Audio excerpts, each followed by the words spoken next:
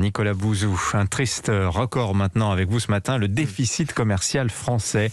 Il s'est encore creusé pour atteindre 9 milliards d'euros sur le seul mois de novembre, nous disent les douanes.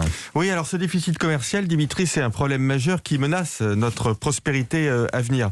C'est 9 milliards d'euros en novembre, ça représente 100 milliards d'euros en rythme annuel, c'est absolument colossal. Ça n'est pas lié au fait que les prix de l'énergie ont augmenté, ou en tout cas c'est secondairement lié à ça. Non, c'est avant tout un problème structurel, industriel, qui a commencé à la fin des années 90 et qui s'aggrave depuis le début de la pandémie. Alors il faut bien comprendre ce que ça veut dire du point de vue économique. Un déficit commercial, ça veut dire que collectivement en France, on consomme beaucoup plus que ce que l'on produit.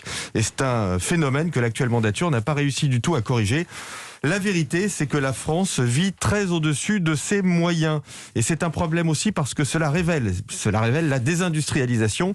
L'industrie, elle représente aujourd'hui moins de 10% de notre PIB. C'était plus de 20% au début des années 80. C'est très frappant dans l'automobile ou l'agroalimentaire qui étaient des fleurons de notre industrie et qui sont devenus des secteurs très frappés par la perte de compétitivité. Ouais, j'ai un chiffre en tête, je crois que sur 10 euros qu'on dépense, il y en a 7 qui sont des produits fabriqués 100% Absolument. à l'étranger. Bon, qu'est-ce qu'il faut faire, Nicolas ? Alors, on doit mettre en place un vrai plan de réarmement productif. Alors, si le ministère de Montebourg n'avait pas été un fiasco, j'oserais parler de redressement productif.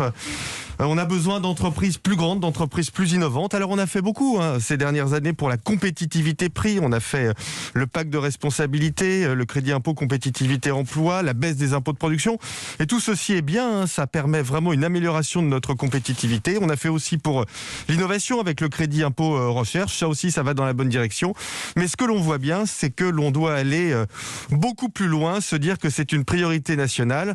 On a redoublé d'efforts en matière de compétitivité ces 10 dernières années. Eh bien, il faut à nouveau redoubler d'efforts. Est-ce que vous avez des idées, justement ? Quel type d'effort il faut entreprendre ? Ah oui, j'ai plein d'idées. Alors déjà, on peut continuer la baisse des impôts de production, par exemple, mais je crois qu'il faut avoir une vision différente aujourd'hui de ce problème de compétitivité.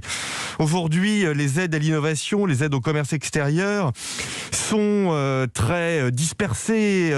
C'est en partie piloté par Bercy, en partie piloté par Matignon. Il y en a combien ? Plusieurs dizaines, plusieurs centaines. Mais bien sûr, en partie piloté aussi par le ministère de l'Enseignement supérieur, qui, en théorie, doit s'occuper de la recherche. En réalité, on voit que tout ça fonctionne pas. Il faut tout regrouper. On n'améliorera pas notre commerce extérieur par des mesures ponctuelles prises dans des silos, mais par une vision globale de ce que l'on doit produire et de la manière de le faire.